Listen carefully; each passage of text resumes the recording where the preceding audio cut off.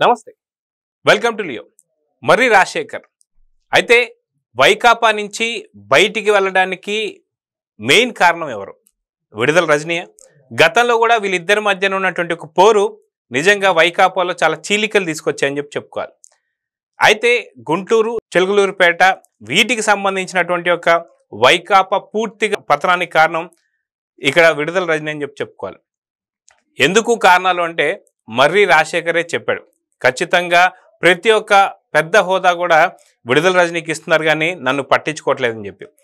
YS Jagan విలువలు విశ్వసనీయతలను మాట్లాడుతున్నాడు కదా, జగన్కే అవి లేవు, అందుకే A2గా ఉన్న విజయసాయిరెడ్డి వెళ్ళిపోయాడు, అదేవిధంగా పార్టీలో ఉన్న ప్రతి ఒక్కరు కూడా బయటకు వెళ్తున్నారని చెప్పేసి అంటున్నారు. సో దీని గురించి మనతో మాట్లాడడానికి పొలిటికల్ అనలిస్ట్ శ్రీలీల గారు ఉన్నారు, వారిని అడిగి తెలుసుకుందాం. నమస్తే అండి. నమస్తే. మర్రి రాజశేఖర్ ఆయన పార్టీలో ఎప్పటి నుంచో ఉన్నాడు, రాజశేఖర రెడ్డికి మంచి భక్తుడు అని కూడా చెప్పుకోవచ్చు. అయితే ఇలాంటి భక్తులందరినీ కూడా వైఎస్ జగన్ పూర్తిగా కోల్పోతున్నాడు. ఎందుకంటే గతంలో మనం చూసుకుంటే వైఎస్ రాజశేఖర రెడ్డి ఆత్మ అని చెప్పుకునేటువంటి ఒక KVP గారిని కూడా పక్కన పెట్టడం జరిగింది. సొంత తల్లి చెల్లిని కూడా పక్కన పెట్టడం జరిగింది. అంటే రాజశేఖర రెడ్డి గారి మార్క్ అనేది ఎక్కడ కనిపించకూడదని చెప్పి చూస్తున్నాడా? తండ్రిని అడ్డం పెట్టుకొని శవరాజకీయాలు చేసి సంతక సేకరణ చేసి అప్పుడే సీఎం కావాలని చెప్పి ఒక అధికార దాహాన్ని మనం చూసాం. దాని తర్వాత మళ్ళీ వేరే వైఎస్ఆర్ కాంగ్రెస్ పార్టీ పెట్టడం, ప్రతిపక్ష పార్టీగా ఉండడం, తర్వాత మళ్ళీ పార్టీకి ప్రభుత్వంలోకి రావడం, ఇవన్నీ చూస్తూ వస్తున్నాం. కానీ వచ్చిన తర్వాత ప్రక్షాళన చేయడం అనేది ఏదైతే ఉంటుందో పార్టీకి ఉన్న చీడ పురుగుల్ని ప్రక్షాళన చేయొచ్చు. కానీ అలా కాకుండా పార్టీకి సంబంధించి తండ్రి స్థాయిలో ఉన్నటువంటి ఒక స్నేహితులు కావచ్చు, లేదంటే అక్కడ ఉన్నటువంటి ఒక సహచరులు కావచ్చు, వీళ్ళందరినీ తీసేస్తానికి అదిగాక విడుదల రజనీ కావచ్చు, RK రోజా కావచ్చు, లేదా యాంకర్ శ్యామల కావచ్చు, వీలాంటి వాళ్ళకి ఒక సపోర్ట్ ఇస్తూ వీళ్ళని తీసేయడాన్ని ఎలా చూడాలంటారు? సో విడుదల రజనీ దీని మీద ఇప్పుడు ప్రెస్ మీట్ కూడా పెట్టింది, దీన్ని ఎలా చూడాలి? విడుదల రజనీ ప్రెస్ మీట్ పెట్టి చెప్తుంది ఏంటంటే, ఒక పెద్ద స్థాయిలో అతను ఎక్స్పెక్ట్ చేశాడు పార్టీ నుండి, ఆ స్థాయి రాలేదు కాబట్టి ఆ పదవి, అందుకనే రాజీనామా చేశాడు అని. అసలు వీళ్ళు ఆ స్థాయి అతను కల్పించడానికి వీళ్ళు అధికారంలో ఉన్నారనుకుని ఆవిడ భ్రమలో ఉందో ఏంటో అర్థం కావట్లేదు. ఫస్ట్ వాళ్ళు ఇప్పుడు అసలు కనీసం ప్రతిపక్ష హోదా కూడా లేకుండా 11కు పరిమితమై ఉన్నారు పక్కన. మరి అట్లాంటి వాళ్ళు అతను ఏం ఎక్స్పెక్ట్ చేస్తాడు జగన్మోహన్ రెడ్డి నుంచి? అతను ఎక్స్పెక్ట్ చేసింది ఏంటంటే, అతను 2011లోని పార్టీకి సేవలు చేసుకుంటూ వచ్చాడు. అది కేవలం రాజశేఖర రెడ్డి గారి వల్లే నేను వచ్చానని అతను చెప్పుకుంటున్నాడు. కానీ ప్రతి ఒక్కరికి అది హోదా, పలుకుబడి, డబ్బు ఇవన్నీ పక్కన పెడితే ప్రతి ఒక్క వ్యక్తికి ఒక వ్యక్తిత్వం, ఒక ఆత్మాభిమానం అనేది ఉండిద్ది. అది కూడా ఈ రోజున అక్కడ అతనికి లేదు, ఆ గౌరవం అనేది లభించట్లేదు. ఇదే మాట విజయసాయిరెడ్డి కూడా చెప్పాడు. కానీ జగన్మోహన్ రెడ్డి ఏమన్నాడు? విజయసాయిరెడ్డికి విశ్వసనీయత లేదు, అందుకనే పార్టీ నుంచి వెళ్ళిపోయాడు అని. కానీ ఈ రోజున మరి రాజశేఖర్ గారు ఏం చెప్తున్నారు? అసలు జగన్మోహన్ రెడ్డికే విశ్వసనీయత లేదు, అందుకనే మేము వెళ్ళిపోతున్నాం పార్టీలో నుంచి. రోజు జగన్మోహన్ రెడ్డి చెప్పింది ఏంటి? ఎవరప్పా పోతుంది, పోనివ్వండి, పోతే ఏమవుతుంది అని అన్నాడు. మరి ఈ రోజున పోతే ఏమవుతుంది? కనీసం వాళ్ళ ప్రాబ్లం ఏంటి, పార్టీలో ఏమన్నా ఇబ్బందులు ఉన్నాయా, ఎవరి వల్ల అని చెప్పేసి మాట్లాడటం గాని, వెళ్ళొద్దు అని ఏదైనా కోరటం గాని అవేమీ లేవు. ఉంటే ఎంత, పోతే ఎంత అనేటట్లుగా ఉంది. అలా ఉన్నప్పుడు మేము ఎందుకు ఉండాలి, మాకు మర్యాద లేనప్పుడు అని చెప్పేసి మరి రాజశేఖర్ గారు మీడియా ముఖంగా చెప్పింది. వాళ్ళు కొంతమంది ఎమ్మెల్సీలు కూడా ఒక ప్రైవేట్ మీటింగ్ లా పెట్టుకొని మాట్లాడిన మాటలు కూడా కొన్ని బయటకు వచ్చినాయి కూడా ఇదే. అసలు చిలకలూరుపేట నియోజకవర్గానికి ఇన్ఛార్జిగా ఈవిడికి ఇచ్చినప్పుడు విడుదల రజనీకి కనీసం ఒక మాట కాదు కదా, కనీసం ప్రస్తావన కూడా లేదు. ఆవిడకి ఇస్తున్నారన్న సంగతి కూడా తెలియదు. ఆవిడకి విడుదల రజనీకి రాజశేఖర్ గారికి పోలిక, ఆయన స్థాయి ఎక్కడ అనేది వాళ్ళందరూ కూడా మాట్లాడుకుంటున్న విషయం. కానీ ఈ రోజున విడుదల రజనీ ప్రెస్ మీట్ పెట్టి అస్సలు పార్టీ గురించి ఎన్నో మాటలు చెప్తుంది. తప్పు చేయలేని పార్టీ, లేకపోతే అప్పు చేయని పార్టీ అని. మరి ఆ అప్పులు చేస్తేనే కదా కుప్పలుగా ఈ రోజున ప్రజలు ఈ రకంగా చేశారు మిమ్మల్ని. అది అందరికీ తెలిసిన విషయమే. అయితే వీళ్ళు ప్రతిసారి మాట్లాడినప్పుడు కూడా వైసీపీకి సంబంధించిన RK రోజా కావచ్చు, విడుదల రజనీ కావచ్చు, యాంకర్ శ్యామల కావచ్చు, మేము ప్రతి ఇంట మంచి చేసాం, ఆ మంచి ఇప్పటికీ మాకు కనిపిస్తుంది అని చెప్పి మాట్లాడుతున్నారు. సో 151 స్థానాల నుంచి 11 స్థానాలు పడిపోయిన తర్వాత కూడా ఇంతలా అబద్ధాలు ఎలా మాట్లాడుతున్నారు? నిజంగా ప్రతి ఇంట ఒకవేళ వీళ్ళు మంచి చేసి ఉంటే మనకు ఖచ్చితంగా వీళ్ళకి కనీసం ప్రతిపక్ష హోదానే దక్కేది కదా.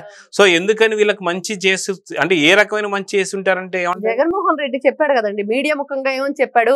ఎలక్షన్ టైంలో ప్రతి ఒక్క ఇంటికి మీకు మంచి జరిగి ఉంటేనే నాకు ఓటేయండి అన్నారు.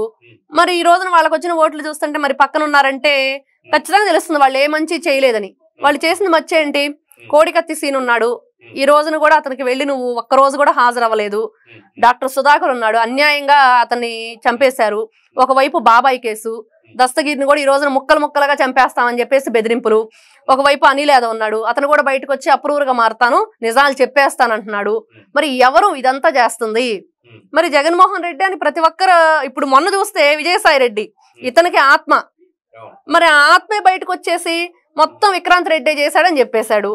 మరి ఇవన్నీ నిజాలే కదా. వివేకానంద రెడ్డి హత్య కేసులో అయితే మొత్తం అవినాష్ రెడ్డి అని చెప్పేశాడు. అతనే ఫోన్ చేసి చెప్తేనే నాకు తెలిసింది అసలు అది గుండెపోట, రక్తపు వాంతుల, గొడ్డలిపోట, ఇవన్నీ ఎవరు చెప్పారంటే నాకేం తెలీదు, సింపుల్ గా చెప్పేశాడు. ఫోన్ చేస్తే అవినాష్ రెడ్డి మాట్లాడాడు, అంతే, నాకేం తెలియదు అన్నాడు, అయిపోయింది. ఇంకా మనం ఏదో మీమ్స్ చూస్తా ఉంటాం కదా, అయిపోయా అన్నట్లుగా అలానే ఉంది వీళ్ళదంతా కూడా. సో ఈ రకంగా మనం చూసుకుంటూ వెళ్తుంటే ఇప్పటికీ అబద్ధం ఆడితే ఎవరు నమ్మాలని. ఇంకొకటి కూడా మనం చూసాం, నిన్న ఒక ప్రముఖ మీడియా ఛానల్లో దువ్వాడ సీను మాట్లాడుతూ మాకు ఇంకా 11 స్థానాలు ఉన్నాయి, 39% ఓటర్స్ ఉన్నారని చెప్పేసి, వీళ్ళకి ఇంకా అంటే వీళ్ళకి లెక్కలు తెలియదు అని చెప్పేసి అనుకోవాలా.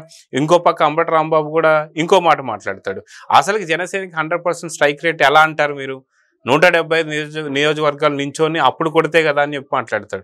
అంటే లెక్కలు తెలియనటువంటి ఒక వీళ్ళందరూ కూడా దీంట్లో ఉన్నారని చెప్పి అనుకోవచ్చు. 21 స్థానాల నుంచి ఉంటే 21 స్థానాలు గెలిచిందంటే అది 100% స్ట్రైక్ రేట్ అని చెప్పుకోవాలి. వీళ్ళు మరి 39% అనేది ఎలా చెప్పుకుంటున్నారు? వాళ్ళకి పొటాటోకి ఆనియన్ కి తేడా తెలియని వాళ్ళు ముఖ్యమంత్రిగా చేశాడు మొన్నటి వరకు, వాళ్ళకి ఏం తెలుస్తుందండి చెప్పండి. ఇంకా దువ్వాడ శ్రీనివాస్ గురించి చెప్పుకోవాలి మనం. ఏకపత్ని వ్రతంగా ఉండాలి అని చెప్పి పవన్ కళ్యాణ్ గారి పెళ్లిళ్ళ గురించి మాట్లాడాడు. మరి ఈ రోజు అతను చేసింది ఏంటి? వీళ్ళకి మాట్లాడటం చేత కాదు, మాట మీద నిలబడటం చేత కాదు, జగన్మోహన్ రెడ్డి గారికి చూసి ఏ నెంబర్ ఏంటనే చదవటం చేత కాదు. వీళ్ళు ఈ రోజున స్ట్రైక్ రేట్ గురించి మాట్లాడుతుంటే ప్రతి ఒక్కరు కూడా నవ్వుకుంటున్నారు, అది మర్చిపోతున్నారు వీళ్ళు. అసలు ఎమ్మెల్యేలు ఎందుకు మాట్లాడట్లేదు వీళ్ళ పార్టీ నుంచి గెలిచిన వాళ్ళు అంటే, ఈ రోజున అసెంబ్లీకి ఎందుకు వెళ్ళనివ్వట్లేదు జగన్మోహన్ రెడ్డి? ఫస్ట్ ఆ 11 మంది తనతో కలిపి ఎందుకు వెళ్ళనివ్వట్లేదంటే, వీళ్ళు ఏం మాట్లాడతారో, ఈ కూటమి ప్రభుత్వం వాళ్ళు ఏమి క్వశ్చన్స్ రైజ్ చేస్తారో, వీళ్ళేం సమాధానం చెప్తారో, మళ్ళీ వచ్చి నా మెడకి ఎక్కడ జుట్టుకుంటుందని భయంతో మాత్రమే ఈ 11 మందిని వెళ్ళనీయకుండా చేస్తున్నాడు అనేది ఖచ్చితంగా మనకి అక్కడ కనిపిస్తుంది. ఇక్కడ ఇంకొకటి కూడా నాకు అనిపిస్తుంది ఏంటంటే, 11 స్థానాలలో ఒకవేళ జగన్ వెళ్ళలేడు, అదే విధంగా చెప్పుకుంటే పెద్దిరెడ్డి కూడా వెళ్ళలేడు, ఎందుకంటే వాళ్ళ మీద ఉన్నటువంటి ఆరోపణలు కావచ్చు. మిగతా 9 మంది ఎవరైతే ఉన్నారో ఈ నవరత్నాలు వెళితే ఖచ్చితంగా వీళ్ళకి వేసేటువంటి ఒక ప్రశ్నలతో ఖచ్చితంగా వీళ్ళు బోల్డ్ అవుతాడు. ఎందుకంటే జగన్మోహన్ రెడ్డిగా మాట్లాడడం రాకే అసెంబ్లీ నుంచి వెళ్ళిపోయాడు. సో ఈ 9 మంది వెళ్తే ఖచ్చితంగా నవరత్నాలకి చిల్లులు పడతాయని చెప్పి ఆలోచన అనుకోవచ్చు. ఖచ్చితంగా అనుకోవచ్చు. ఇప్పుడు విజయసాయి రెడ్డి బయటకు వచ్చి ఇన్ని మాటలు చెప్తున్నప్పుడు, దస్తగిరి అంతా తానై నడిపించి కదా వివేకానంద రెడ్డి హత్యని తాను బయటకు వచ్చి చెప్పినప్పుడు, అనిల్ యాదవ్ వచ్చి చెప్తుంటే ప్రతి ఒక్కటి ఈ రోజు తల్లి చెల్లి కూడా బయటకు వచ్చేసి జగన్మోహన్ రెడ్డి నీచుడు అని చెప్పేశారు, అయిపోయింది. మరి ఇన్ని రకాలుగా వీళ్ళు ఉన్నప్పుడు ఈ 9 మందికి ఏం తెలియదు కదండి. ఇప్పుడు వీళ్ళు ఏం మాట్లాడతారో కనీసం ట్రైనింగ్ కూడా ఇవ్వలేదు. జగన్మోహన్ రెడ్డి ట్రైనింగే గానీ అక్కడ అసెంబ్లీ సెషన్స్ ట్రైనింగ్ అయితే జరగలేదు. మరి ఏం మాట్లాడతారంటే అక్కడికి వెళ్ళి జగన్మోహన్ రెడ్డి ఏం చేశాడో అవన్నీ కూడా చెప్పేస్తారు వీళ్ళు. ఎలా గెలిచారో, ఎలా గెలిపించబడ్డారో ఇవన్నీ బయటకు వస్తాయి. అవన్నీ రాకుండా ఈ 11 మంది కూడా బయటకు వెళ్లకుండా అసెంబ్లీలో మాట్లాడకుండా ఉంటే ఏ గోళ ఉండదురా బాబు అనుకుంటున్నాడు జగన్మోహన్ రెడ్డి. సో ఈ రకంగా మనం చూసుకుంటూ వెళ్తే ఏం జరుగుతుంది? ఎందుకంటే ఇప్పుడు దాదాపు 8 మంది ఎమ్మెల్సీస్ వెళ్ళిపోతున్నారని చెప్పేసి అంటున్నారు. అదేవిధంగా నిన్న మొన్న చూసుకుంటే తోట త్రిమూర్తులు గారితో పాటు బొత్స కూడా బయటకు వెళ్ళిపోతాడని చెప్పి కొన్ని వార్తలు అయితే వస్తున్నాయి.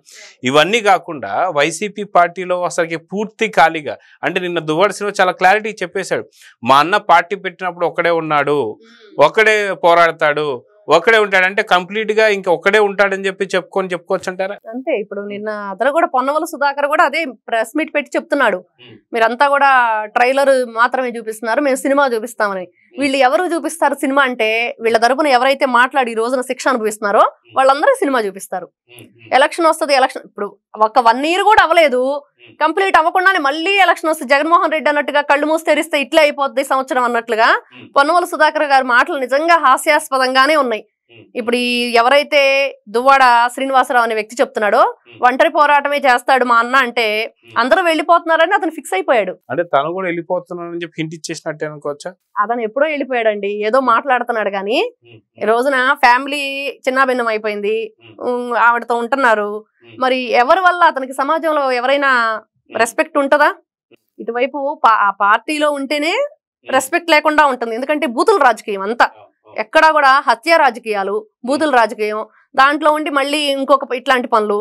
మరి అట్లాంటి వ్యక్తి ఏ విధంగా సొసైటీలోకి వచ్చి ఏం మాట్లాడగలుగుతాడు ఒక ప్రజాప్రతినిధిగా? త్వరలోనే ఒక కొత్త పార్టీ పెట్టబోతున్నారని చెప్పి తెలిసింది. అదేంటంటే డీడీ పార్టీ అని చెప్పి, దువ్వాడ అండ్ దివ్యల పార్టీ అని చెప్పి. దాంట్లో ఖచ్చితంగా పూర్తి ఇప్పుడు ఏదైతే ఒక్కడుగా జగన్మోహన్ రెడ్డి నుంచి ఉన్నాడో అదే విధంగా భారతీ జగన్మోహన్ రెడ్డి వెనుకైతే ఎట్లయితే ఉందో అదే విధంగా డీడీ పార్టీ పెట్టబోతున్నాడు. దానికి వీళ్ళిద్దరే అధ్యక్షులు అని చెప్పి అంటున్నారు. నిజంగా పెడితే కంప్లీట్ గా రీల్స్ లేదంటే మన సాంగ్స్ ఇవే జరుగుతుంటాయి అని చెప్పి అంటున్నారు. అది జరిగే అవకాశం ఉందంటే? అవును, ఆల్రెడీ ఒక షాపింగ్ మాల్ ఒకటి పెట్టారు. నెక్స్ట్ జరిగినా జరగచ్చు. అదేం పెద్ద ఇంకొక వింతలాగా ఉండిద్ది. చూస్తున్నారు కదా జనాలు. ఆ పార్టీలోకి జగన్ ఇంకా అసలు ఏం లేదు. వీళ్ళ ఛానల్ ఉంది, సాక్షి ఛానల్. దాంట్లో రీల్స్ వేసుకుంటారు. పేపర్ ఉంది, దాంట్లో ఏదో వాళ్ళు చేసిన రోజు కార్యక్రమాలు, ఇదిగో ఇక్కడ షాట్లు చేసాం, ఇక్కడ షూట్లు చేసామని, లేకపోతే వాళ్ళకి సంబంధించిన షాపింగ్ మాల్ గురించి ఇవి వేసుకోవటానికి అది ఉంది పేపరు. వాళ్ళు చేసేదే ఉంది, పెడతారు. అందరూ జగన్మోహన్ రెడ్డితో కలిసి అదే చేస్తారు. మొత్తానికి దువ్వాడ శ్రీనివాస్ మాత్రం చాలా క్లారిటీ అయితే ఇచ్చేసాడు. అదిగాక మర్రి రాజశేఖర్ కూడా చెప్పేశాడు, ఖచ్చితంగా ఏదైతే పార్టీకి సంబంధించినటువంటి జగన్మోహన్ రెడ్డికి విలువలు విశ్వసనీయతలు లేవు అని చెప్పి మాట్లాడుతూనే దువ్వాడ శ్రీనివాస్ కూడా చెప్పాడు, మా అన్న ఒంటరిగా వచ్చాడు, ఒంటరిగానే పోరాడతాడు, మేము ఎవరు కూడా పక్కనైతే ఉండమని చెప్పి క్లారిటీ అయితే ఇచ్చాడు. సో చూద్దాం జరగబోతుందో. నమస్తే. నమస్తే.